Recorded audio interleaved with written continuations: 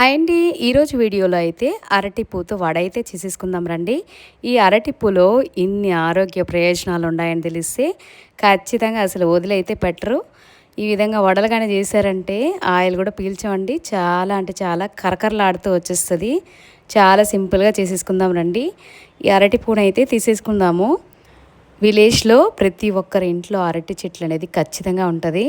కానీ చాలామందికి ఈ అరటి పూని ఎలా వాడాలి, ఎలా వండాలి అనేది తెలీదండి. చాలా అంటే చాలా సూపర్గా ఉంటుంది టేస్ట్ అనేది.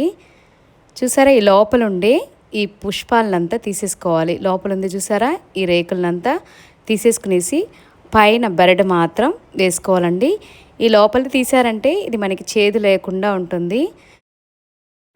ఈ విధంగా ఒక్కొక్క పొరగా తీసారంటే చూసారా, అక్కడక్కడ ఈ పువ్వులు అనేది ఉంటుందండి. మొత్తాన్ని అయితే తీసి పెట్టుకునేసి దీన్ని కట్ చేసి అయితే పెట్టేసుకోవాలండి.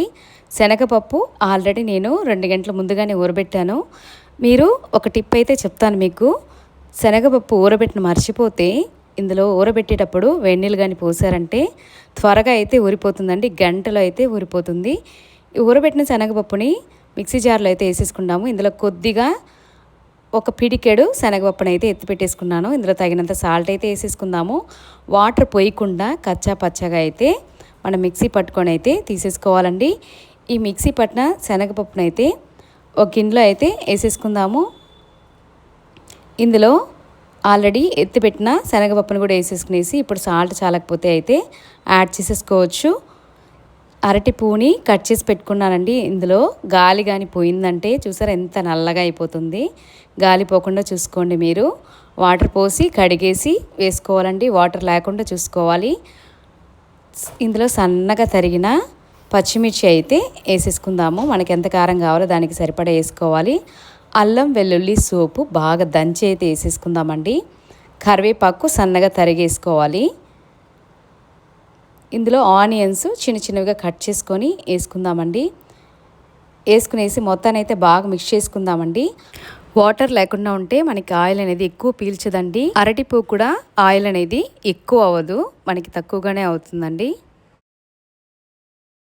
స్టవ్ ఆన్ చేసుకునేసి కడాయిలో అయితే ఆయిల్ పోసేసుకోవాలి. లో ఫ్లేమ్లోనే పెట్టుకునేసి బాగా హీట్ అయిన తర్వాత ఆయిల్ ఒక్కోటిగా అయితే వేసేసుకుందాము. ఈ అరటి పువ్వు ప్రయోజనాలు అయితే చెప్తాను చూడండి. మనకి కడుపు ఉబ్బసంగా ఉంటే దానికి చాలా అంటే యూస్ఫుల్గా ఉంటుంది. మనకి ప్రెషర్ వల్ల పొట్టలో వచ్చే పుండ్లు కరుగుతాయి. అదే కాకుండా నోరు స్మెల్ దుర్వాసన ఎక్కువగా వస్తుంది కదా, నోటి దుర్వాసన కూడా పోతుంది. గొంతు నొప్పి నయమవుతుంది. అదే కాకుండా మంత్లీ పీరియడ్స్ రాకుండా ఉంటుంది కదా ఆడవాళ్ళకి, చాలా అంటే చాలా మంచి ఔషధంగా పనిచేస్తుంది. ఖచ్చితంగా మీరు ట్రై చేయండి. అప్పుడప్పుడు ఏదో ఒకటి ఇలా అరటి పూతో చేసుకొని తిన్నారంటే చాలా అంటే చాలా ఆరోగ్యంగా ఉంటారండి. కరకరలాడే అరటి పువ్వు వడ అయితే రెడీ అయిపోయింది. మీరు ఇంట్లో ట్రై చేయండి. ఎలా కుదిరిందో కమెంట్స్ బాక్స్లో అయితే కమెంట్ చేసేసుకోండి. అందరూ హ్యాపీగా హెల్తీగా ఉండాలని మనస్ఫూర్తిగా కోరుకుంటున్నానండి. Thanks for watching.